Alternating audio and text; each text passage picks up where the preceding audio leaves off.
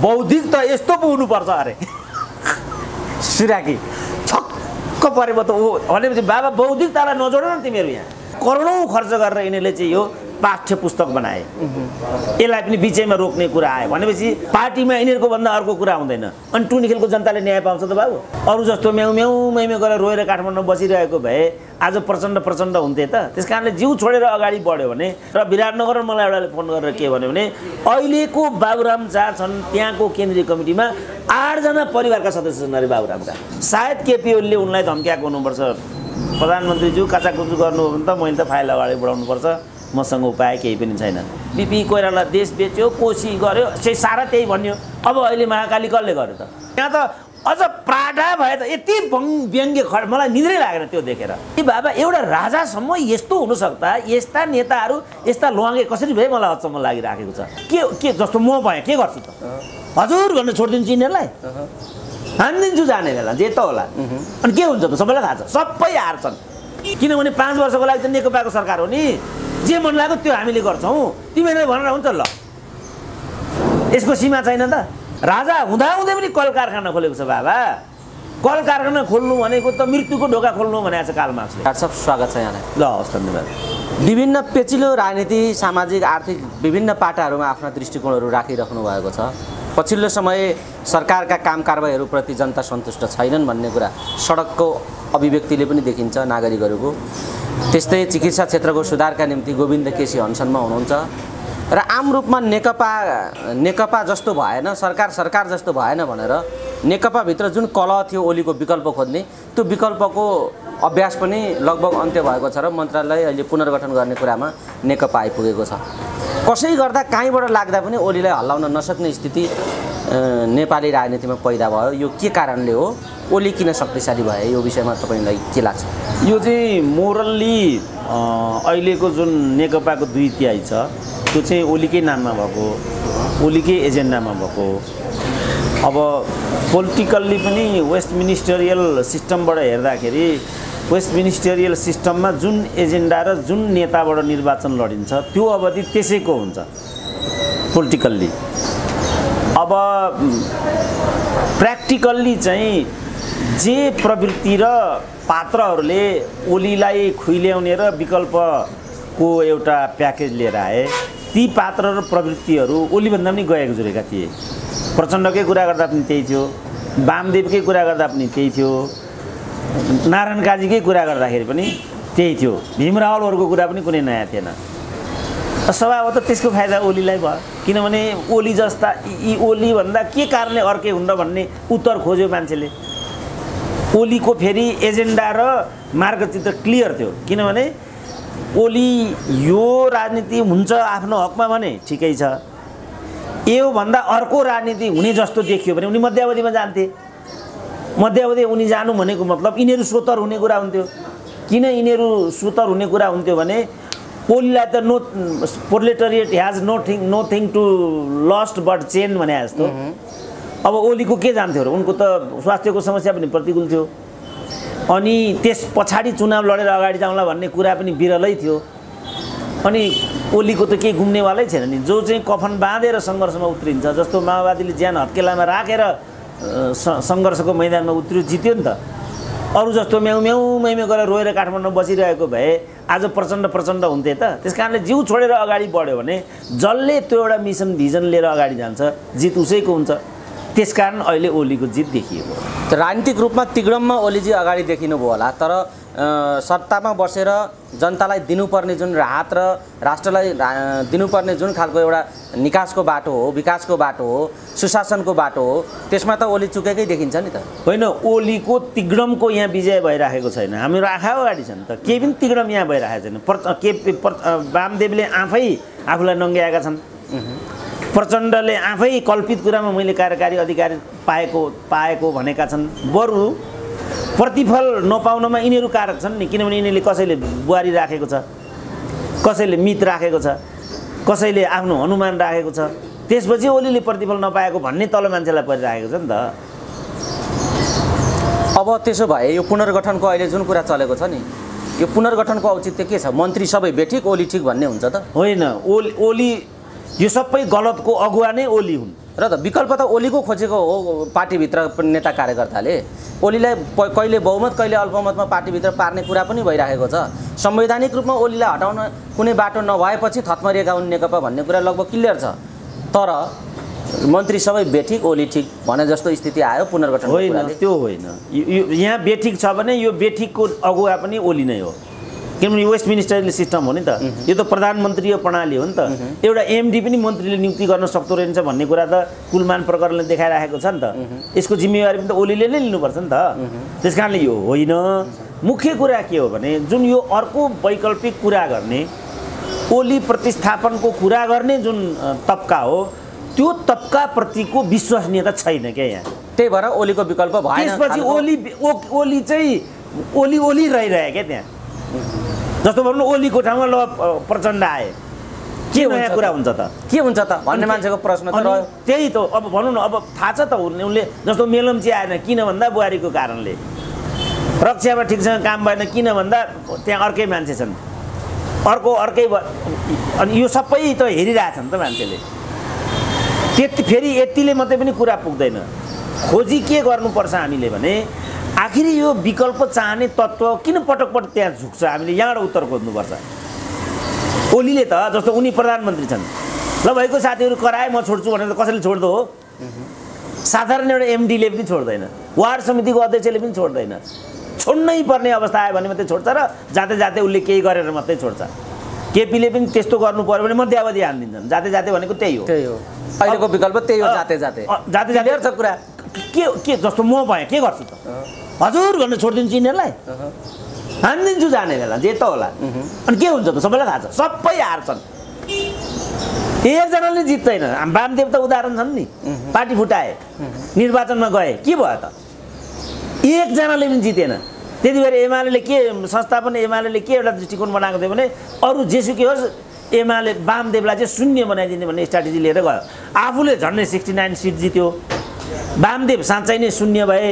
इतिहास कस्तो बन्यो भन्दाखेरि वामदेवले गर्दा एमालेको बन्ते सरकार बन्न सकेन भन्ने इतिहासले मेसेज छोडेर गयो। वामदेवको यही हो होइन, प्रचण्डको कुरा पनि यही छ। त मलाई कतिले कुराहरू छन्। मणि थापाले के गरेको तिमीले भन्नु मैले सोधेको थिएँ मणि थापालाई। अब मणि थापाको भनाइ के थियो भने के गरे इन्टरनल्ली प्रचण्डले भनेदेखि आफ्ना साथीहरू छोडे, भीम रावलहरूलाई प्यारा बनाएर उनी अगाडि बढे, परिणाम त्यसको हो भनिदिए। किन छोडे त त्यसो भने प्रचण्डले आफ्ना साथीहरू, जब प्रचण्डले आफ्ना लडेका जोधा साथीहरूलाई छोड्न सक्छन् भने अनि यी जाबा के हुन् र? त्यसपछि उनले एउटा विश्वास चाहिँ कमान गर्न सके। अब यो बादलको खुट्टा पनि काँप्यो। लेखराज भट्टले त प्रत्यक्षै हुँदैन भने अनि को रह्यो त त्यहाँ? त्यसको फाइदा केपी ओलीलाई भएको। हामीले हेर्दाखेरि पो केपी ओलीले हारे वा जिते। वास्तविक कुरा त यो हो नि त। डाक्टर साहब, जस्तो यो विषय यहाँ आउँदै गर्दाखेरि अहिले जुन खालको सुशासन दिन सकेको छैन भनेर सरकारप्रति असन्तुष्टि देखिन्छ र त्यो यथार्थमा देखिन्छ पनि। भ्रष्टाचारदेखि लिएर आम विषयलाई हेर्ने हो भने त्यो देखिन्छ पनि। यस्तो स्थिति हुनुमा द्वैध सत्ताको अभ्यास भयो। माओवादी खेमाबाट आएका मन्त्रीहरू माओवादी आफ्नो मन्त्रालय चलाउने, पूर्व एमालेका खेमामा परेका मन्त्रालयहरू एमाले चलाउने भएर यो द्वैध सत्ताको मारमा नेपाली राजनीति परो, नेपाल परो भन्ने खालको एक खालको टिप्पणी पनि अहिले सुरु भएको छ। यो यस्तो विषयमा सच्चाइ हुन्छ? यस्तो विषय होइन, यसमा त मनोवैज्ञानिक रूपमा र त्यो कारणले सुशासन दिन नसकेको ओलीलाई यहाँनिर पनि धरापमा पारियो, हातखुट्टा बाँधियो भन्ने खालको एउटा तर्क पनि मानिसहरू। होइन, त्यो तर्क नआउने भन्ने होइन, किनभने तलदेखि माथिसम्म भागभण्डा छ, विभाजन छ, मन्त्रीहरू त्यसरी नै छन् र आफ्नो कोटरी चलाएर हिँडिराखेका छन्। त्यो कुरालाई नो भन्न सकिँदैन। तर कुलमानको प्रकरण हाम्रो आँखाको अगाडि छ नि त। अब त्यो कुलमानलाई पुनर्नियुक्तिमा यो विभाजनले दुविधा उत्पन्न भएको हो कि अब खेलखाल छ त यहाँभित्र? यसको उत्तर खोजेपछि मात्रै, जस्तो भनौँ जति पनि नियुक्तिहरू गरिराखेका छन् अलमोस्ट केपी ओलीले एकल रूपमै गरिरहेको देखिन्छ क्या। जस्तो अब चाइनाको राजदूत खुल्लमखुल्ला चाहिँ माओवादी कोटाका थिए नि त, 5 महिना बाँकी रहँदाखेरि पनि कसरी चाहिँ फिर्ता लिएर आए त? अन्य भर्खरै पनि 3टा राजदूतको नियुक्ति भइराखेको छ।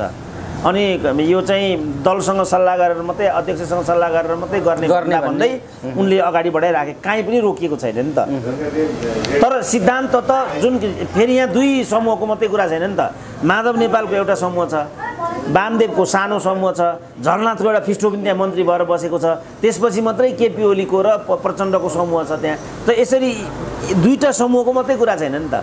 यो त नेपाली राजनीतिको ग्राउन्ड रियालिटी हो। किनभने यस्तो कुरा काङ्ग्रेसमा पनि छ, यस्तो कुरा राप्रपामा पनि छ, यस्तो कुरा मधेस कहाँ छैन र यस्तो कुरा सर्वत्र छ। यसलाई त हामीले हाम्रो राजनीतिक प्रवृत्तिको एउटा वास्तविकता मानेर अगाडि जानुपर्छ। त यो वास्तविकतालाई पर्गेलेर अगाडि जान किन सकेन नेपालको राजनीतिले र नेकपाको राजनीति? यो चाहिँ ठुलो सैद्धान्तिक प्रश्न पनि हो। यो प्रश्न चाहिँ किनभने उनीहरूले के भनेको थियो भने हामीलाई स्थायित्वको लागि चाहिँ यो किसिमको जुन मिलिजुली सरकार हो यो व्यवधान भयो भनेको हुनाले हामीले 2/3 दिएका थियौँ, 2/3 दियौँ। तर प्रवृत्तिमा भिन्नता आयो त। यति ठुलो शक्ति भविष्यमा कहिले आउला त नेपालको राजनीतिमा? परिणाम त फेरि आएन। अहिले जे कलह यहाँ भइरहेको जस्तो भनौँ न, यो 2.5 वर्ष कुनै कुरामा सरकारभित्र कलह भयो भने त्यही मन्त्री को रहने कोही जाने भन्नेमै र यो त के भने हिजोका मिलिजुली सरकारकै चरित्रहरू हुन्। त भनेपछि मैले हिजैदेखि के भनेको थिएँ भने अङ्क समस्या होइन है, आचरण व्यवहार र संस्कार चाहिँ समस्या हो। मान्छेले के भने अङ्क समस्या हो भने अत्यधिक बहुमत आउने बित्तिकै अरू सबै कुरा किनारा लाग्छन् भने लाग्यो त कुरा। हामी इमान्दार हुनु पर्यो नि त राजनीतिमा। हामी राजनीतिमा बेइमान भयौँ भने परिणामदायी हुन सक्दैनौँ नि त। त्यस कारणले यो किन भइराखेको छ त भन्दा हामीले राजनीतिलाई एउटा व्यवसाय बनाएको छौँ। राजनीति व्यवसाय होइन नि, राजनीति त इन्टायरली समाजसेवा हो र समाज बदल्ने प्रक्रिया हो राजनीति। राजनीति व्यवसाय हो, यो कफीको पसल जस्तो हो राजनीति भने। तर त्यसलाई त्यस रूपमा बनाइयो। अब यहाँ के चाहिँ अब यी श्रीमान भएन भने श्रीमतीलाई अगाडि बढाउने, छोरो भएन भने बुहारीलाई अगाडि बढाउने, अनि नेताको इमेज रहन्छ त यस्तो भयो भने ठ्याक्कै भइराखेको त्यही छ नि त। माथि राष्ट्रपतिदेखि तल मन्त्रीसम्मको जो सूची हामीले हेऱ्यौँ भनेदेखि नातेदारीभन्दा अरू कुराको त्यहाँ गुन्जाइस छैन। ठ्याक्कै यो नातावाद कृपावादको यो असर, यो विकृतिबारे विगत लामो समयदेखि तपाईँ टिप्पणी गर्दै आउनु भएको छ। मैले आजको कुराकानीलाई अलिकति मैले फरक ढङ्गले के विषयमा जोड्न खोजेको छु भने सरकारले गर्नुपर्ने जुन खालको कर्तव्य हो राष्ट्र र नागरिकप्रति त्यो गरेको देखिँदैन। जस्तो झलनाथको एउटा चाहिँ निजी फाउन्डेसनलाई 72 करोड दिने सरकारले रत्नपार्कमा एक छाक भात खुवाएको छैन, त्यहाँ रुक्माङ्गद कटवाल जानु परेको छ होइन। एक छाक भात खुवाउँदैन सरकार, जो आफ्नै पार्टीका नेताको फाउन्डेसनलाई 72 करोड दिन्छ। यो खालको प्रवृत्तिमा त जनता असन्तुष्ट भइराखेका छन्। यो कुरालाई ओलीले किन नियमन गर्न सक्दैनन् या ओलीको विवेक किन पुगिरहेको छैन भन्ने प्रश्न महत्त्वपूर्ण कुरा होइन? होइन, त्यो त झलनाथलाई त्यति गरेपछि मात्रै व्यवस्थापन गर्न सकिने शर्त आयो होला नि त। जस्तो वामदेवलाई मन्त्री बनाए हुने भयो, प्रचण्डको बुहारीलाई फेरि नातावाद कुरा नगर्नु भन्दा नातावादकै कुरा आउँछ, प्रचण्डको बुहारीलाई बनाए हुने भयो होला भने चाहिँ झलनाथलाई 72 करोड दियो हुने भयो होला। त्यसपछि झलनाथको बोली हामीले सुनेका छौँ त। त्यस अगाडि केपी ओली सरकारको विरुद्धमा कसैले जिहाद छोडेको थियो भने त्यसको नाम झलनाथ नै थियो। बरु वामदेव चुप थिए, वामदेवको घरमा केपी ओली पुगेका थिए। झलनाथ त यो सरकार 1 गयो 2 गयो भन्थे होइन। यो 72 को प्रकार आएपछि झलनाथको कहीँ सुनेको छ त? बोली कसैले एक शब्द सुनेको छ झलनाथ? उहाँ अन्तर्वार्ता पनि दिन छोड्नु। अनि हो यो किन भयो त भन्दा झलनाथलाई त्यही चाहिएको रहेछ। किन उनी त अब भविष्यको राष्ट्रपतिको उम्मेदवार हुन सके पनि प्रधानमन्त्री हुने कुरा त छैन। केपी ओलीको मन्त्री नै भएर त जाँदैन नला उनी भनेपछि उनलाई 72 करोड नै अहिलेको लागि प्रधानमन्त्री पद सरह हो। झलनाथ यहाँ व्यवस्थापन भए।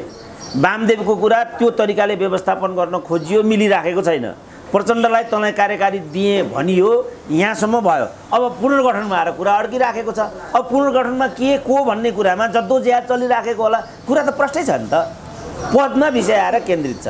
भनेपछि रत्नपार्कमा भोका नाङ्गा मान्छेले भात खान पाउन् नपाउन्सले खास असर नगर्ने हुनाले व्यवस्थापनका लागि जे गर्नुपर्छ त्यही गर्न तयार भएको स्थिति हो अहिले। त्यो त म 5 वटा कुरा भन्छु नि त। Meritocracy, accountability, transparency. ट्रान्सपरेन्टली जस्तो 72 करोडको हकमा पनि 72 करोडमा चाहिँ केपी ओलीले पनि के अरे बाँधवले पनि मलाई यो बदनाम गर्न खोजिएको भन्न खोजे जस्तो मैले सानो एउटा आवाज कहाँ सुनिराखेको थिएँ त्यहाँ 72 करोडको हकमा पनि। अब त्यो पुरा कुरा मैले सुन्न पाएको छुइनँ। अझ उनी ठुलो कुरा गरिराखेका छन्। पत्रकारहरूले मलाई बदनाम गरेको भने जस्तो उनको टङ थियो। उनको मौनताले गर्दा सबै कुरा प्रष्ट हुन सकिरहेको स्थिति छैन। तर यो 3टा कुराको अभावमा प्रणालीले चाहिँ ठिकसँग नतिजा दिँदैन। एकाउन्टेबिलिटी चाहिन्छ, मेरिटोक्रेसी चाहिन्छ, ट्रान्सपरेन्सी चाहिन्छ। जस्तो अब अहिले 3टा मेजर कुराहरू आइराखेका छन्। यो अभावमा परेका, अप्ठ्यारोमा परेका, इच्छा खानको लागि टुँडिखेलमा उभिएका जनताको सन्दर्भमा मुख्य रूपमा 3टा कुरा आएका छन्। पहिलो कुरा के आएको छ भने करोडौँको लोगो बनाइयो तर त्यो प्रयोजनशील हुन सकेन। तर त्यसमा अरब होइन, मलाई करोड होइन अरबौँको इन्भल्भमेन्ट थियो होला त्यहाँ। त्यो चाहिँ गलत लोगो बनाइयो, पछि त्यसलाई फेरि बनाउनु पर्ने भयो। एउटा यो, यसमा अरबौँ गयो भन्ने छ। त्यसपछि 10 करोडको तकमा विभूषण, 10 करोडको तकमा विभूषणको प्रयोजन के हो? 594 जनाले तकमा विभूषण पाए पनि एउटै कुलमानले नपाएपछि त्यसको सान्दर्भिकता छैन भनेर मान्छेले व्याख्या गर्यो। त्यसपछि यो कुरा आयो। अर्को एउटा कलम पनि थियो, यसरी नै यिनीहरूले पैसा उडाएका थिए। त्यसपछि जुन करोडौँ खर्च गरेर यिनीहरूले चाहिँ यो पाठ्य पुस्तक बनाए, यसलाई पनि बिचैमा रोक्ने कुरा आयो भनेपछि 4-5 अरब पैसा त यहीँ खर्च भएको देखिन्छ। जनता टुँडिखेलमा इच्छा खानको लागि लाइनमा लागिराखेको छ। राज्यको ढुकुटी अब किन 72 करोड पनि यसैमा पर्यो। अब अहिले मन्त्रालय फोरेर समेत फेरि नेताहरूको पदीय व्यवस्थापन गर्ने भन्ने कुरा अगाडि बढिराखेको छ। कोरोनालाई लिएर एक दिन चाहिँ मिटिङ यिनीहरूले गर्न सकिराखेका छैनन्। क्याबिनेटमा चाहिँ यिनीहरूको भन्दा अर्को कुरा हुँदैन, पार्टीमा यिनीहरूको भन्दा अर्को कुरा हुँदैन। अनि टुँडिखेलको जनताले न्याय पाउँछ त बाबु? टुँडिखेलतिर त मुखै फर्केको छैन। यो त खालि आफू कसरी खाने भन्नेमा मात्रै। मैले तथ्याङ्क बताएँ। तकमा विभूषण भनौँ न, 10 करोडको तकमा विभूषण रहेछ। त त्यही 10 करोडको सट्टा एउटा PCR टेस्ट गर्ने अस्पताल बनाए हुँदैन? त्यही चाहिँ 1.5 अरबको लोगो चाहिँ त्यसरी दुरुपयोग नगर्यो भने तीबाट पैसा बच्दैन। जस्तो इटालीले के गर्यो भने 1030 सदस्यीय हाउस रहेछ त्यहाँको, त्यहाँबाट चाहिँ सरप्लस निकालेर कोरोना व्यवस्थापन गर्ने भनेर त्यो 1030लाई घटाएर उसले 630मा ल्यायो।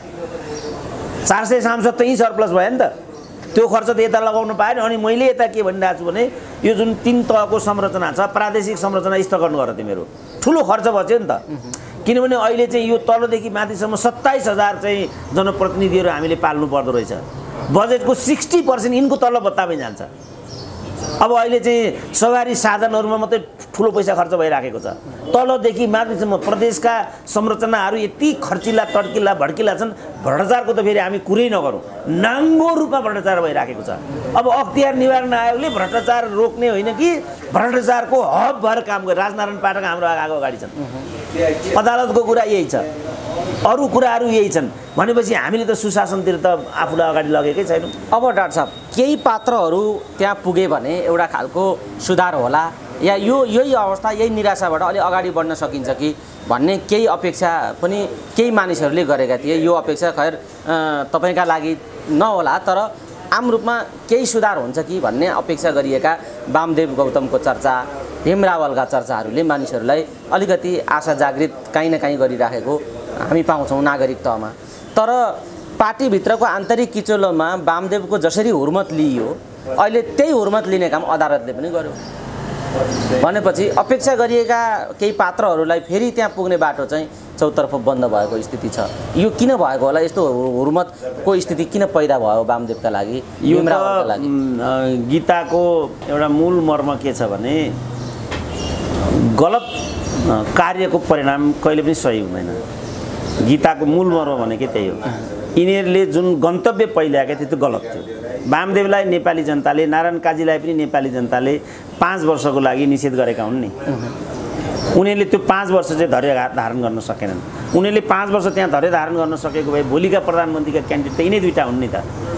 अब भीम रावलको जहाँसम्म कुरा छ, भीम रावल पावर एक्सर्साइज गर्नेहरूको पङ्क्तिमा यो 30 वर्षमा सबैभन्दा बढी मन्त्री हुने व्यक्ति हुनुहुने। त उनले चाहिँ मन्त्री पदभन्दा बाहिर एक दिन पनि रहनुहुन्न भन्ने मान्यता गलत थियो नि त। अनि एमसीसीको कुरा उनले अगाडि लिएर आए, जबकि एमसीसी गर्ने मध्येमा त भीम रावल पनि थिए नि त। यो एमसीसीको सुरुवात गरेको छ प्रचण्डले, जुन बेला चाहिँ बाबुराम प्रधानमन्त्री थिए, वर्षमान पुन चाहिँ अर्थमन्त्री थिए। 6वटा सरकार यसमा इन्भल्भ छन्। एउटा सरकारमा डिपिएम चाहिँ भीम रावल पनि छन्। त्यति मात्रै भएन, यो एमसीसी फिजिबिलिटी स्टडी गर्ने र त्यो डकुमेन्टेसनको कागज लेख्ने जो कृष्ण गेवाली भन्ने सचिव हुन्, तिनको संयोजकत्वमा कार्यदल गठन भएको छ। त्यो कागज ड्राफ्ट गर्ने यिनी छन्। यिनको नै मैले अन्तर्वार्ता के सुने भने यो गलत छ भनेको मैले सुने। आफू ड्राफ्ट गर्ने, आफू त्यो प्रस्ताव अगाडि बढाउने, अनि भीम रावल क्रान्तिकारी भएर हुन्छ त अहिले? त्यसपछि वाङ खाएका हुन् भीम रावलले। अवस्थै छैन त्यस्तो। जस्तो भीम रावलको अहिलेको जुन मौनतालाई पनि मानिसहरूले आश्चर्यको रूपमा हेरेका छन्, पदीय लाभकै लागि हो उहाँको मौनता भीम रावल? जहाँसम्म मैले भीम रावललाई चिनेको छु, पदको लागि सबै समर्पण गर्ने व्यक्ति चाहिँ होइनन् जहाँसम्म मैले चिनेको छु। तर यहाँ किन उनको यस्तो भूमिका भयो मलाई आश्चर्य लागेको छ। किनभने मैसँग त्यो पिएचडीको क्रममा आएका थिएँ घरमा, अनि उनले चाहिँ गुणगान गाएका थिए केपी ओलीको। म छक्क परेको थिएँ। तपाईँलाई त अचम्म छ रावलजी, तपाईँ के यो मन्त्री पदले नि तपाईँलाई यस्तो बनाएको हो? तपाईँ मन्त्री पदमा हुँदा एउटा कुरा गर्नुहुन्छ, पदबाट बाहिर आएपछि अर्को कुरा गर्नु, त अलिक नमिल्ने कुरा होइन भने मैले। केसीजी तपाईँले पनि मलाई यस्तो भने उनले होइन, त्यही देखिन्छ, मेसेज त्यही जान्छ। तपाईँले चाहिँ केपी ओलीको गुणगान गाउनुपर्ने कुनै अवस्थै छैन। यति गुणगान गाएका थिए, म आफै छक्क परेको थिएँ। त्यसपछि क्याबिनेटका कुराहरू आए, उनको नाम त्यहाँबाट बाहिरियो। त्यसपछि उनी यति एग्रेसिभली केपी ओलीको विरुद्धमा फेरि देखा परे, म आफै छक्क परेँ। त यो त विरोधाभासपूर्ण हो नि त। तर अझ म त के भन्छु भने, जो युवा नेताहरूलाई व्यवस्थापन गर्ने जुन विधि अवलम्बन गर्यो 47 सालको परिवर्तन यताको राजनीतिले, त्यसको घानमा यी युवाहरू परिराखे। सम्भावना भएका नेताहरू हुन् नि यिनीहरू। यस्ता नेताहरूलाई त प्रवर्धन गर्नुपर्छ, संरक्षित गर्नुपर्छ, सुरक्षित राख्नुपर्छ र भोलि उनीहरूलाई प्रयोग गर्नुपर्छ र उनीहरूसँग भएको क्षमतालाई भोलि देशले यहाँ हो नि त युवा नेताहरूलाई राख्नुपर्ने स्थान त हामीले राखेनौँ। कहिले गोकुल बास्कोटालाई अगाडि बढाएको छ, कहिले भानुभक्त ढकाललाई अगाडि बढाएको छ, कहिले भीम रावलहरूलाई अगाडि बढाएको छ। त्यसपछि नतिजा गलत आइराखेको छ। अब प्रदीप नेपालहरूले रोएर बस्नु परिराखेको छ, मोहन चन्द्र अधिकारीले मागेर हिँड्नु परिराखेको छ। अब यही कुरा माओवादी तर्फका नेताहरूको हकमा पनि होला। अब पार्टी फुटाउनेहरू अब यी बादल सादल भनेकाहरू पार्टी फुटाउँदै हिँड्ने पात्रहरू होइनन्। उनीहरूलाई नै प्रवर्धन गरेपछि जो पार्टीप्रति निष्ठावान भएर लागेको छ, अनि उनीहरूको भविष्य चाहिँ खोइ त फेरि त्यसो भने लाग्नुको खोइ त के अर्थ हुन्छ त? त्यसो भने पार्टी फुटाउनेहरूलाई नै प्रवर्धन गर्दै जाने हो भने पार्टीको एकताको लागि चाहिँ समर्पित भएर लाग्ने नेता कार्यकर्ताको भाग्य चाहिँ खोइ त फेरि? त्यहाँ चाहिँ अरू पात्र, जो गलत पात्रहरू चाहिँ एमपी भएर आउने, अरू भएर आउने भने मोहन चन्द्रहरूले 16 वर्ष जेल बसेको चाहिँ के अर्थ भयो त फेरि? निष्ठाको कुरा हुँदैन यहाँभित्र, समर्पणको कुरा हुँदैन यहाँभित्र। त्यस कारण आदर्शको लागि हामी अगाडि बढ्दै बढेनौँ क्या। हामीले संस्कार निर्माणै गरेनौँ। हामीलाई स्वार्थ परिपूर्ति भए हामीलाई केही पनि चाहिएन। म हुनु पर्यो, म भएन भने मेरो ठाउँमा मेरो श्रीमती आउनु पर्यो। मेरो श्रीमती आउने स्थिति छैन भने छोरालाई ल्याउनु पर्यो, बुहारीलाई ल्याउनु पर्यो। अघि फेरि नाताको कुरा नगरौँ भन्ने भएको छ। मलाई त यसलाई लिएर ठुलो प्रेसर छ। हिजो मात्रै मलाई विराटनगरबाट एउटा फोन आइराखेको थियो। डाक्टर साहबले बाबुरामको जेठी सासूको मात्रै कुरा गर्नुभयो। बुहारीलाई पनि उनले चाहिँ यो गरिबी निवारण कोषमा उपाध्यक्ष बनाएको रहेछ, त्यो मलाई थाहा थिएन। गएको हप्ता मात्रै मलाई थाहा भयो। जेठी सासूहरू, बुहारीहरू तिनै बाबुराम यो नातावाद कृपावादको सबैभन्दा ठुलो एजेन्डा बनाएर अहिले यो 15 दिन आइराखेको बाट विराटनगर मलाई एउटाले फोन गरेर के भन्यो भने, अहिलेको बाबुराम जहाँ छन् त्यहाँको केन्द्रीय कमिटीमा 8 जना परिवारका सदस्य छन् अरे बाबुरामका। छोरो भइहाल्यो, छोरी भइहालिन्, श्रीमती भइहालिन्, ज्वाइँ भइहालिन्, आफू भइहाल्यो। यसरी त यिनै बाबुराम नातावाद कृपावादको सबभन्दा चर्को विरोध गर्छन्। पाइन्छ त गर्ने यसरी विरोध? कि आफू त्यो कुराबाट मुक्त हुनु पर्यो, होइन भने त सहनु पर्यो नि त। होइन, सैद्धान्तिक राजनीतिक कति पानीमाथिका हुन् भन्ने कुरा त उनको जनयुद्धदेखि आजको समाजवादी फोरमसम्म आइपुग्दा उनी लगभग छर्लङ्ग भइसकेकै छ। डाक्टर साहब, आगामी दिनमा फेरि समीक्षा गरौँला। थोरै अलिकति विषय म अलिकति जोड्न चाहन्छु। धेरै किसिमका शासनहरूको बारेमा अध्ययन गर्नुभएको छ तपाईँ, इतिहासको एउटा ज्ञाता पनि हुनुहुन्छ। त्यसमाथि नेपालको कम्युनिस्ट आन्दोलनको एउटा चाहिँ अध्ययन पनि हुनुहुन्छ। आम रूपमा 2/3 मत प्राप्त शासकको अवस्था यो कस्तो खालको उपलब्धि हो शासकीय उपलब्धिहरूमा, राजनीतिक उपलब्धिमा, र अहिलेसम्मका शासनका चरित्र अन्तर्गत हेर्ने हो भने यो कुन खालको वर्गीकरणमा पर्छ अलिकति राख्नु? होइन, यो त तात्विक रूपमा उयो मैले भने नि, जस्तो यो 28 वर्ष हामी सरकारको अस्थिरतालाई लिएर जहाँ विवादित थियौँ, त्यसपछि हामीले के भन्यौँ भनेदेखि यो स्थिरता र सुशासनको अनि समृद्धिको पनि गतिरोधको कारक भनेको चाहिँ अस्थिर सरकार हो भन्नेमा उभिउँ नि त हामी। मैले भने यो होइन है, वृथा हो। किनभने आचरण, संस्कार र व्यवहारमा समस्या छ। म यो भन्दै मान्छेले मानेनन्। त्यसपछि लौ न त भनेर हामी नै लागेर चाहिँ 2/3 सरकार दिउँ। प्रवृत्तिमा त के अहिले नै भनौँ न, यही भन्नु। तपाईँ जो सोधिरहनु भएको छ, यसको समस्याको जडै कहाँ हो भन्दा पुनर्गठन किन, फलानु किन यही नै छ विषय। त यो त हामीले परित्याग गरेको प्रवृत्ति हो नि त। हामी किन यी अल्झिरहेका छौँ त भन्दाखेरि मैले व्याख्या गरिराखेको चाहिँ के छ भने राजनीति के हो त त्यसलाई नै हामीले गलत बुझेका छौँ। राजनीति भनेको सामाजिक आर्थिक रूपान्तरणको प्रक्रिया हो नि त। हाम्रो समाजमा के बदलाव आयो त यो 30 वर्षमा? राजाले शासन गरेको पनि त्यही 29 वर्ष होइन? पञ्चायत भनेको ठ्याकै 29 वर्ष हो। अहिले हामीले शासन गरेको 30 वर्ष भइसक्यो। के गर्यौँ त हामीले? एउटा एउटा एउटा एउटा हस्पिटल बनायौँ, एउटा भरपर्दो रोड बनायौँ, संरचनाहरू खडा गऱ्यौँ। के चाहिँ गऱ्यौँ त हामीले? यसमा हामी इमान्दार हुनु पर्यो नि। किनभने हामीले यसलाई एजेन्डा बनाएनौँ। हामीले केलाई एजेन्डा बनायौँ? म हुनु पर्यो, म हुनको लागि उद्योग धन्दाहरू निजीकरणमा जानु पर्यो, किनभने त्यहाँबाट सकेसम्म बढी लाभांश लिनु पर्यो। त्यो पैसाको पोको तल लिएर गएर मनी माइन्ड मसललाई प्रयोग गरेर फेरि निर्वाचित भएर आउनु पर्यो र मन्त्री हुनु पर्यो। यो राजनीति हो त? यो लोकतन्त्र हो त? यो चिजमा हामी चुकिसकेपछि आजको ठाउँमा छौँ। त्यसलाई त हामीले प्रखर रूपमा उठाउनु पर्यो नि। जस्तो युवा नेताहरूको कुरा छ, युवाहरूले त यो देख्नु पर्यो नि त। युवाहरू यहाँ छन् त। गगन थापाको विगत के छ? गगन थापाको मन्त्रीभन्दा छुट्टै केही सपना त छ। योगेशहरूको कुरा त्यही हो, घनश्याम त नाङ्गै भइहाले। अनि यस्तो किन हुन्छ त पटक पटक? हो, यसको उत्तरको खोजी गरी त यो पनि त नेताहरूकै लगानीबाट, शहीदहरूकै लगानीबाट आएको प्रतिफल हो। त्यसकारण यसको बेनिफिट उनीहरूले पाएका छन्। स्वाभाविकै छ, लगानी गरेपछि बेनिफिट जसले लगानी गर्यो त्यसले पाउँछ। तर त्यसको पनि त आधारहरू हुन्छ होला नि त, त्यसको सीमा हुन्छ होला नि त। एउटा सीमा त हुन्छ होला नि। जस्तो केपी ओली चाहिँ जस्तो भनौँ न, हिजो अस्ति पनि एउटा कसको मैले सुने, यो राजनारायण बिडारिएको यो कुलमान प्रकरणमा सोधिराखेका थिए। यो कुलमान प्रकरणमा किन यस्तो कुरा भइराखेको थियो तपाईँहरूले नबुझेको हो? किनभने 5 वर्षको लागि त नेकपाको सरकार हो नि। जे मन लाग्यो त्यो हामीले गर्छौँ। तिमीहरूले भनेर हुन्छ ल? यसको सीमा छैन त? यो पारदर्शी हुनु पर्दैन?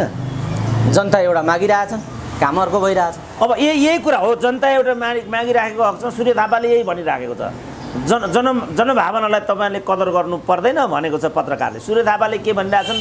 जनभावना नि त हामी हो नि भनेको छ। किनभने हामी निर्वाचित भएर, यान्त्रिक रूपमा त हो निर्वाचित भएर आएका छन्। निर्वाचित भएर आउनुको मतलब अनि त्यो निर्वाचनको जुन एउटा मकसद हो त्यो मकसदमा उभिनु पर्दैन त? जे पनि गर्न पाइन्छ त निर्वाचित भएर आएको मतलब। त यो जुन नैतिक एउटा सदाचार हो राजनीतिमा, त्यसलाई हामीले परिपालन नगरेपछि आजको समस्या उत्पन्न भएको छ। डाक्टर साहब, हामी कुराकानीको अन्तिम चरणमा छौँ। गर्नुपर्ने कुरा धेरै छन्। आगामी दिनमा फेरि संवाद जोड्नेछु। अब थोरै जाँदा जाँदै यी समग्र कुराहरू आइरहेका छन्। यसमा प्रतिपक्ष के हेरेर बसेको छ भन्ने एउटा मानिसहरूको प्रश्न छ। यी आम विकृति विरुद्ध किन कानमा तेल हालेर बस्छ प्रमुख प्रतिपक्षी दल भन्ने एउटा मान्छेको जिज्ञासा छ। र प्रमुख प्रतिपक्षी दलका शीर्ष नेताले तपाईँसँग भर्खरै एउटा भेटघाट पनि तपाईँको भएको छ, शेखर कोइरालाजीसँग। प्रतिपक्ष दलको मनस्थिति के रहेछ? एउटा शीर्ष नेताका हिसाबले उहाँको मनोविज्ञान के पाउनुभयो? यो अलिकति प्रमुख प्रतिपक्षी दलको शीर्ष नेतासँगको भेटघाट पछिको तपाईँको अनुभूति के छ? अलिकति राखिदिनुहोस् त। के सोचिरहेछन् काङ्ग्रेसहरू? अब मेरो चाहिँ अनुभूतिको हिसाबले यो काङ्ग्रेस कस्तो सपना देख्दैछ भन्ने बडा मान्छेलाई जिज्ञासाको विषय छ क्या अहिले। होइन, काङ्ग्रेसको त सपनाको कुरा गर्ने हो भने त ऊ आफै विलखबन्दमा छ। किनभने उसले चाहिँ मुद्दामा आफूलाई केन्द्रित गरिराखेको छैन, भागभण्डामा केन्द्रित गरिराखेको छ। भर्खर 3टा विश्वविद्यालयका उपकुलपतिको नियुक्तिको कुरा आयो, भागभण्डामा काङ्ग्रेसको पनि पर्यो। त्यसमा पनि उनीहरूको भागले चाहिँ पत्र नपाएको भन्ने सुनिरहेको छु मैले अहिले भर्खरै। बा यसमा पनि छक्क्याइदिने हुन् कि बा वामदेवको मन्त्री पद जस्तो हुने हो कि उपकुलपति पनि मलाई थाहा छैन। तर शेरबहादुर मूलतोलन लागेका छन् भन्ने कुरा प्रष्टै छ। किनभने उनलाई पनि अघि नातावादको कुरा नगरौँ भनेको छ बाबुले, फेरि नातावादकै कुरा आउँछ। उनलाई पनि सासूलाई नै राजदूत बनाउनु परेको छ, सालालाई नै ठेकापट्टा गराउनु परेको छ। उनको समस्या अब सबै काङ्ग्रेसका नियुक्त राजदूतहरू फर्केर आए, सासू त कायमै रहिन्। त यसपछि जुन यो वाइट बडीको कुरा हो, बालुवाटारको कुरा हो, सबै कुरामा शेरबहादुर संलग्न छन्। 38 क्विन्टल सुनको कुरा पनि यही हो। सायद केपी ओलीले उनलाई धम्क्याएको हुनुपर्छ, प्रधानमन्त्रीज्यू काचाकुचु गर्नु हो भने त मैले त फाइल अगाडि बढाउनुपर्छ, मसँग उपाय केही पनि छैन। होइन, बरु म तपाईँलाई सघाउन तत्पर छु, यतातिर चाहिँ नजाउँ ओलीजी भनेको हुनुपर्छ। र नै अख्तियारका प्रमुखले फाइल तामेलमा राखिदिएका छन् र उनलाई तकमा दिएका छन् केपी ओलीले। यो तरिकाले चाहिँ शासन भइराखेको छ देशमा। यस्तो किन भन्ने भूमिका सशक्त रूपमा उठाउनु पर्ने जिम्मेवारी चाहिँ राजनीतिले जनताले प्रमुख प्रतिपक्षलाई दिएका छन्। यही कारण हो ऊ चाहिँ यसमा चाहिँ खरो उत्रिन सकिरहेको स्थिति भएन। यो शेरबहादुरको हकमा भयो। जहाँसम्म नेपाली काङ्ग्रेसको हकमा छ, नेपाली काङ्ग्रेसले ठिकसँग चाहिँ प्रशासकीय शैली राजनीतिक शैली ल्याइदिएको भए त राजनीति आज यहाँ नै आइपुग्ने थिएन र यो व्यवस्थामा कम्युनिस्ट पार्टीहरूको अग्रता हुने नै थिएन। उसको जो नीतिगत असफलता हो त्यसको प्रतिफल हिजो पनि इतिहासमा पनि उसको नीतिगत असफलतालाई टेकेर राजाहरूले 29 वर्ष ठटाका हुन्। त्यसपछि उनीहरूकै नीतिगत असफलतालाई टेकेर वामपन्थीहरू आजको ठाउँमा आएका हुन्। जहाँसम्म शेखर कोइरालासँग जोडिएको प्रकरणको कुरा छ, मलाई चाहिँ अचम्म लाग्यो शेखर कोइरालाले भेटौँ भन्नुभयो। अब नेताहरूले त यहाँ आफ्नो भक्तलाई भन्दा अरूलाई भेट्दैनन्, बिचौलिया भन्दा अरूलाई भेट्दैनन् भने त मन्त्री हुनुभन्दा अगाडि घनश्यामले नै भनेका थिए। यो बेग्लै कुरा हो कि उनी अहिले बिचौलाको चाहिँ घानमा परे, यो अर्कै कुरा हो। तर अरूलाई त मौकै नदिने, भेट्दै नदिने, बोल्दै नबोल्ने बेलामा बिहानै म भए ठाउँमा शेखर कोइरालाको फोन आयो। तपाईँ त्यही डाक्टरवाला हो भने मैले मै त्यही हुँ भने। ओहो डाक्टर साहब किन आज यसरी मेरो घरमा तपाईँले घाम ल्याइदिनु हो, यो त झुल्के घाम जस्तो भयो नि त भने मैले। होइन एकचोटि भेटौँ भनेर डाक्टर साहब भन्नुभयो। म गएपछि किन लुकाउने, उहाँको नेपाली काङ्ग्रेसमा नेतृत्वको लागि प्रतिस्पर्धा गर्ने मनसाय चाहिँ देखियो। त्यसमा तपाईँले यसो गरिदिनु पर्यो भन्ने कुरा त केही पनि थिएन, किनभने त्यसमा मेरो केही योगदान हुने भन्ने विषय नै छैन। त्यो पार्टीसँग म सम्बन्धित पनि छुइनँ, मेरो विगत पनि त्यो होइन। त्यसपछि मैले नीतिगत केही कुराहरू गरेँ, जस्तो औद्योगिकरणको कुरा गरेँ। उहाँलाई नै मैले दृष्टान्त दिएँ, तपाईँ विराटनगरबाट आउनुभएको छ, विराटनगरबाट नै हाम्रो औद्योगिक संरचनाको सुरुवात भएको हो। त्यहीँबाट चाहिँ 2004 सालमा विराटनगर मजदुर हडतालबाट नेपाली काङ्ग्रेसको राजनीति उदय अगाडि आएको छ। मलाई भन्दा बढी तपाईँलाई थाहा छ। दुर्भाग्य तपाईँले ती सबै उद्योगहरू बन्द भएको पार्टीमा काम गर्नु परिरहेको छ र अरू पनि जो औद्योगिकरणको प्रक्रिया छ त्यो अवरुद्ध भयो। औद्योगिक यो राजनीतिक र अभिव्यक्तिको स्वतन्त्रताले मात्रै दलीय व्यवस्थाको सुनिश्चितता हुन सक्दैन। यसको लागि सँगसँगै सांस्कृतिक र आर्थिक अधिकारहरू पनि ग्यारेन्टी गरिनुपर्छ। तपाईँहरूले धमाधम औद्योगिकरणको प्रक्रियालाई चाहिँ अवरुद्ध गराइदिनु भयो। त्यसकारण इतिहासको तपाईँ एकपल्ट समीक्षा गर्नुहोस्। जस्तो राजाले 17 सालको कदम चाले, यहाँ एउटै कुरा के भनिएको छ भने भर्खरै गगन थापाको कुरा आयो के भने निरङ्कुशता र पारिवारिक विरासतको रक्षामा मात्रै राजदरबार लाग्यो, राजा महेन्द्र लाग्यो भनिरहेको। त्यसो भने काङ्ग्रेस केमा लाग्यो त? यो 60 वर्ष काङ्ग्रेसको सबैभन्दा ठुलो प्राथमिकता कहाँ हो त? त्यो मान्छेलाई थाहा छैन र? उसले पनि परिवार, कोइराला परिवारलाई नै जोड दिएको छ, उसले पनि पद प्रतिष्ठालाई नै जोड दिएको छ। तर राजाहरूले एउटा के गरेको छ भने त्यसो गर्दा गर्दै पनि, राजा हुँदाहुँदै पनि उनीहरूले यो देशको एकीकरण गरेको छ। राजा हुँदाहुँदै पनि कल कारखाना खोलेको छ। बाबा कल कारखाना खोल्नु भनेको त मृत्युको ढोका खोल्नु भनेको छ कार्ल मार्क्सले। किनभने त्यहाँ चाहिँ मजदुरहरू एकीकृत हुन्छन् र त्यो मजदुर भनेको सैनिकको रूपमा उदय हुन्छ र अनि शासन खाइदिन्छ भनेको छ कार्ल मार्क्सले। त्यति जान्दै पनि जस्तो इन्डियन मेप यो कोदारी राजमार्ग खोल्दाखेरि दिल्लीमा गएका बेला तपाईँले त कम्युनिजमको लागि सडक खोलिदिनु भयो भन्ने चाहिँ हिज मेजेस्टी वाट इज दिस भनेर सोधेका थिए। Do you think that communism comes through A taxi cab भनेर सोधेको छ राजा महेन्द्रले। कम्युनिजम भन्ने ट्याक्सी चढेर आउने। ए बाबा एउटा राजासम्म यस्तो हुनसक्दा यस्ता नेताहरू यस्ता लुहाङ्गे कसरी भए मलाई अचम्म लागिराखेको छ। त्यो सब कुरा मैले शेखर कोइरालालाई भनिसकेपछि हिँड्ने बेलामा ओहो डाक्टर साहब तपाईँसँग कुरा गऱ्यो भने त अर्कै खालको आनन्द प्राप्त हुँदो रहेछ, म धन्य भएँ भन्नुभयो उहाँले। ठिकै छ, तपाईँले पनि मलाई मौका दिनुभयो। यो एउटा राम्रो संस्कार हो। भिन्न मत, भिन्न विचार, पार्टीभन्दा परका मान्छेसँग पनि विचार विमर्श गर्दा तपाईँहरूलाई घाटा हुँदैन थियो। तर हिजैदेखि तपाईँले विश्वविद्यालयमा राजनीतिकरण गर्नुभयो, कर्मचारीमा राजनीतिकरण गर्नुभयो, कुटनैतिक क्षेत्रमा राजनीतिकरण गर्नुभयो। आज देश पछि पर्यो। तपाईँहरू त अघि जानुभयो तर देश त पछि रह्यो। यो देशलाई अघि लाँदै तपाईँहरू अगाडि जानुभयो भने पो तपाईँ अगाडि जानुको अर्थ हुन्छ। देश पछाडि रहने, तपाईँहरू अगाडि जाने, देशवासीहरू गरिब हुने, देश गरिब हुने, तपाईँहरू धनी हुने, यसको के अर्थ हुन्छ? आखिर यो गरिब देशको नेता नै भन्छन् तपाईँलाई। तपाईँ चाहिँ दुबईमा जानुहोस्, तपाईँ कतारमा जानुहोस्, तपाईँ चाहिँ साउदीमा जानुहोस्, हेर look the ambassador from A poor country भन्छन्, तपाईँलाई देखेर हाँस्छन्। तपाईँ एउटा समृद्ध देशको, एउटा सुशासित देशको, डेमोक्रेटिक देशको एउटा प्रतिनिधिको रूपमा त्यहाँ जानुभयो भने जुन गरिमा र सम्मान तपाईँले पाउनुहुन्छ, एउटा मगन्ते देशको प्रतिनिधिको रूपमा जानुभयो भने तपाईँ त कुनै गरिमा हुँदैन। मैले अन्तर्राष्ट्रिय कन्फरेन्सहरू मैले देखिरहेको छु। चाइनाको प्रतिनिधि आयो भनेदेखि, जापानको प्रतिनिधि आयो भनेदेखि, अमेरिकाको प्रतिनिधि आयो भने मात्रै सुन्छन् त्यहाँ। हाम्रो यो नेपाल जस्तो अफ्रिकाको यस्तो देशको आयो भने त चिया खुवाएर पकेट खर्च गोजीमा हालिदिएर मेरो कुरा सुन भन्नुपर्छ त्यहाँ। म नै 58 जनरल एसेम्ब्लीमा स्विजरल्यान्डमा भाग लिन गएको थिएँ। मैले एउटा सोच्नु पर्ने थियो, मैले $500 खर्च गर्नु पर्यो त्यहाँ 10 जना मान्छे राख्नको लागि। आफ्ना कुरा सुन अनि फोटो त्यो गोजीमा $100 गोजीमा हालिदिएर सुरेन्द्र केसी इज स्पिकिङ भन्ने फोटो खिचेर अनि नेपालमा पठाउनु पर्ने भयो। $500 लाग्यो मलाई एक्स्ट्रा। किन यस्तो रहेछ भनेको त मेरो पछि त चाइनिज आयो। बाफ्रे, चाइनिज आउँदाखेरि त पिन ड्रप, त्यसपछि जापानिज आयो, झन् पिन ड्रप, लास्टमा अमेरिकाको आयो। अमेरिकाको आउँदाखेरि त सबै झन् ए मगन्ते देशको त यो हालत हुँदो रहेछ भन्ने कुरा मैले त्यहाँ थाहा पाएको थिएँ। यही हाल हुन्छ डाक्टर साहब, किनभने तपाईँ देशलाई उठाउनु भएन। अहिले यही देशलाई भनौँ न, प्रत्येक नेपालीमाथि जन्मिँदै 45,000 को ऋण छ अहिले दिस टाइम। यो बढ्नेवाला छ। किन कहाँबाट घट्छ? किनभने 13 खरबको चाहिँ हामीलाई वैदेशिक ऋण छ, 13 खरबको चाहिँ व्यापार घाटा छ, 16 अरबको बजेट चलाउँछौँ हामी। यो छोटो अवधिमै वात्तै बढ्ने, यो ऋण बढ्ने स्थिति देखिन्छ डाक्टर साहब। ए बाबा, बढिसक्यो। 42,000 थियो गएको हप्ता, अहिले 45 भयो। यो 1 लाखै पुग्छ यो अब 1-2 दिनमा यो देखिन्छ। अनि यस्तो देशको नेताको इज्जत हुन्छ त अमेरिकामा? हरेक नेपाली 1 लाख ऋणमा पुग्ने स्थिति। यो कसले गरेको भन्दा यो राजाले गरेको भनेर धर पाउँछौँ हामी। राजाले त औद्योगिक संरचना बनायो, पूर्व पश्चिम राजमार्ग गर्यो, नेसनल राष्ट्र ब्याङ्क बनायो। जनतालाई ऋण थिएन, भए पनि नाम मात्रको थियो नि त। नाम मात्रको। त्यति बेर त हाम्रो चान्चुन 30 अरबको ऋण थियो होला पञ्चायतको लास्टमा, तर संरचना थिए। नेवानीतिर मात्रै हाम्रो 28वटा जहाजहरू थिए। अहिले त्यो घटेर चाहिँ 4 वटामा आइराखेको छ।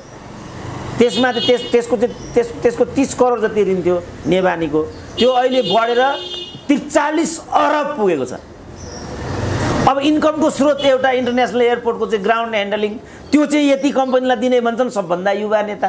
अनि हाम्रो कल्याण हुन्छ त? अनि योगेश भट्टराईहरूको इज्जत बढ्छ त? डाक्टर साहब, अब जाँदा जाँदै यो समग्र कुराको जे गन्जागोल स्थिति तयार भएको छ, तथापि यसमा घोटिएर दलिएर घिस्रिएर भए पनि काम गर्नुपर्ने दायित्व नेकपा र यो सरकारलाई छ।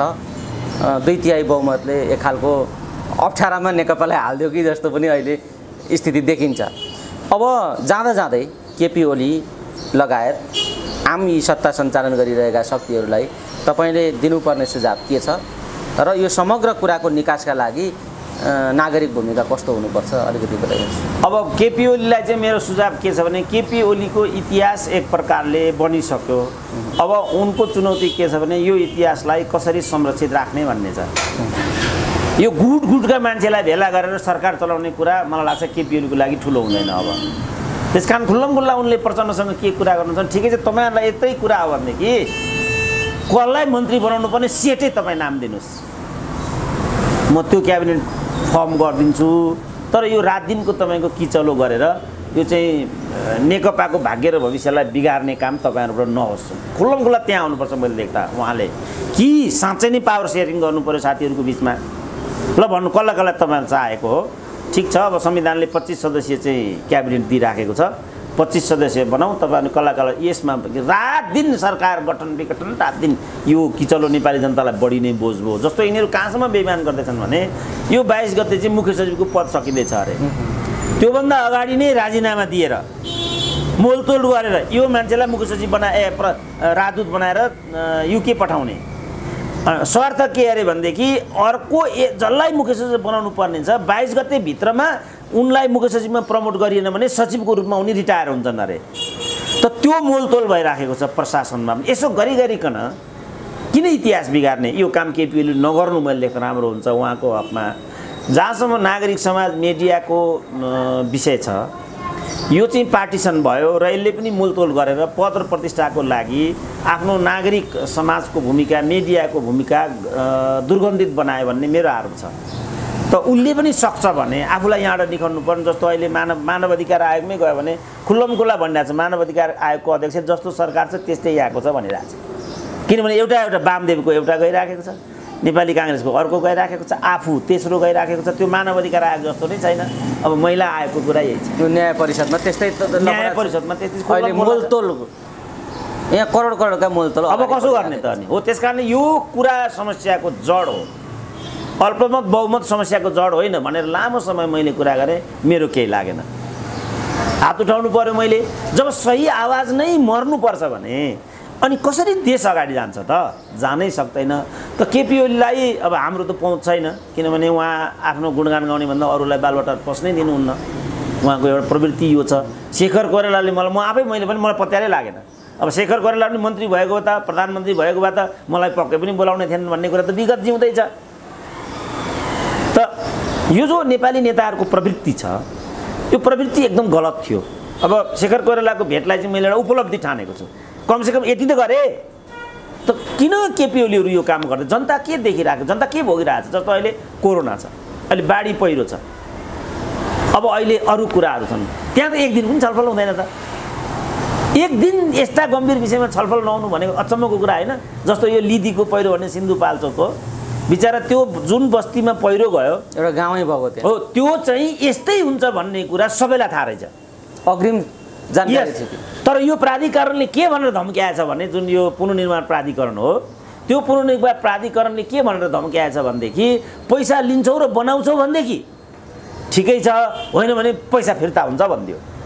अब बिचरा गरिबीमा छ नेपाली जनता, त बाध्य भएर उनीहरूले त्यो पैसा थापेर त्यहाँ लगेर चाहिँ घर बनाए, पहिरोले उडाइदिइहाल्यो। अब एउटा जाबो 2 लाख रुपियाँको लागि सारा परिवार चाहिँ विनष्ट भएर गयो। अब सरकार केमा लाग्यो भन्ने म सुन्छु भनेदेखि त्यही गर्ने प्राधिकरणको डाइरेक्टरलाई विद्युतको डाइरेक्टर बनाउनको लागि यो सबै लडाइँ अरे भनेर म सुन्छु। अनि यो कुनै केपी ओलीले गर्ने काम हो? यो कुनै प्रचण्डले गर्ने काम हो? यस्तो पनि गर्ने हो? किनभने गलत मान्छेलाई उनीहरू प्रवर्धन गर्दैछन्, सही मान्छेलाई उनीहरू विस्थापन गर्दैछन्। यो कुनै कम्युनिस्टले गर्ने काम हो? यो कुनै द्वितीयले गर्ने काम हो यो? अनि यो कुरा आवाज उठायो भने प्रतिगामी भयो त यो। त्यस कारण मैले भने यो नै सबभन्दा ठुलो क्रान्ति हो अहिलेको। यसलाई आत्मसात गरेर अगाडि बढ्नु पर्यो। अब नबढ्ने हो भने त भोलिको नियति बिहोर्न बाध्य हुनुपर्छ। त्यतातिर म पार्टीहरू फर्किराखेको देख्छु। यसको मतलब के भयो भने हामीले अहिले पनि विषयलाई चाहिँ स्थिर बनाउन सकेनौँ, सुशासनको बाटो लिन सकेनौँ भने त हामी त अझै पनि सङ्क्रमणमा छौँ भन्ने देखिन्छ। सङ्क्रमणमा छौँ भन्नुको मतलब त अझ दुःख पाउने कुरा भयो नि त, अझ जनताले दुःख पाउने कुरा भयो हो। यो कुरा भन्न सक्नुपर्छ नागरिक समाजले। उनीहरूलाई म यो दायित्व दिन चाहन्छु। यो हो कि होइन त? बौद्धिक बिग्रियो, कर्मचारी तन्त्र बिग्रियो, प्रहरी बिग्रियो भनेदेखि त्यसको क्युमुलेटिभ इफेक्ट त जनताको लाइफ एन्ड रोजीरोटीमा पर्न जान्छ नि त। त त्यो वारण गराउने काम त बौद्धिक वर्गको हो नि त। त बौद्धिक वर्ग एउटा पदको पछाडि लाग्यो, नागरिक समाज पार्टिसन भयो। अब मिडिया नै, अब जस्तो पुलिसै पार्टिसन भयो भने अनि कसरी शान्ति सुरक्षा हुन्छ त? जो सही कुरा गर्छन् तिनीहरूलाई डन्ठी हान्ने काम चाहिँ अनि त्यहाँबाट हुन्छ नि। जस्तो भनौँ न, अहिले यो हुम्लाको जुन सिमानाको कुरा आयो, जुन त्यो सहायक सिडिओ हो, त्यो सहायक सिडिओले नै चाइनिजहरूले यहाँ 9वटा घर बनाए भनिदियो अरे, जुन चाहिँ रङ भन्ने भएको छ। देखाउन खोजेको के अरे भने चाइनाले मात्रै, इन्डियाले मात्रै सिमाना अतिक्रमण गर्यो, इन्डियाले मात्रै सिमाना अतिक्रमण गर्यो, जसले गर्दा इन्डिया बदनाम भयो भन्ने जवाफमा हेर न चाइनाले पनि गरिरहेको छ नि भन्ने देखाउनको लागि एउटा कल्पित एजेन्डा उठाएको अरे उनीहरूले। यो कसले गर्यो त भन्दा सिडिओको तहबाट यो काम भयो। त मिसलिड पनि गर्नु, म पनि छक्क परेँ। म किताब लेखिरहेको थिएँ, अब चिनिया पनि विवादमा आयो भन्नेतिर गइराखेको थिएँ। पछि यो विषय बाहिर आयो, फेरि मिडियाले, पत्र पत्रिकाले के लेखे, होइन यो चाहिँ त्यो सिडिओलाई चाहिँ सत्ताधारी दलले चाहिँ धम्क्याइकन चाहिँ सिडिओलाई चाहिँ यिनीहरूले स्पष्टीकरण मागेको, वास्तवमा चिनियाहरूले त्यहाँ चाहिँ हस्तक्षेप गरेको छ भन्छन्। अब के पत्याउनु त हामीले? यो त गलत सूचना आयो नि त। अब राज्यले प्रतिज्ञाले आफैले यो चाहिँ होइन, चाइनासँग हाम्रो कुनै व्यवधान छैन, चाइनाले अतिक्रमण गरेको होइन, थिचोमिचो गरेको होइन। त परराष्ट्र मन्त्री तहले होइन भनेपछि त होइन होला नि त। अब मिडिया फेरि अगाडि लागिराखेका छन्, हो कि हो? त्यसो यो के भयो त भन्दा पार्टिसन भयो मिडियामा पनि। एउटा पत्रिकाले एउटा राजनीतिबाट प्रभावितले एउटा समाचार लिएर आयो, अर्को राजनीतिबाट प्रभावितले अर्को। यस्तो पाइन्छ त? त्यही पनि सीमा जस्तो संवेदनशील विषयमा यस्तो पाइन्छ। त्यो कालापानीकै विषय छ। कालापानीमा के भयो भने काङ्ग्रेसले एउटा कुरा, कम्युनिस्टले एउटा कुरा गर्ने हो। अनि काङ्ग्रेस बुद्धिजीवी र मिडियाले एउटा कुरा, कम्युनिस्ट मिडिया र बुद्धिजीवीले अर्को कुरा भनेपछि अनि हाम्रो विश्वसनीयता कहाँ रह्यो त?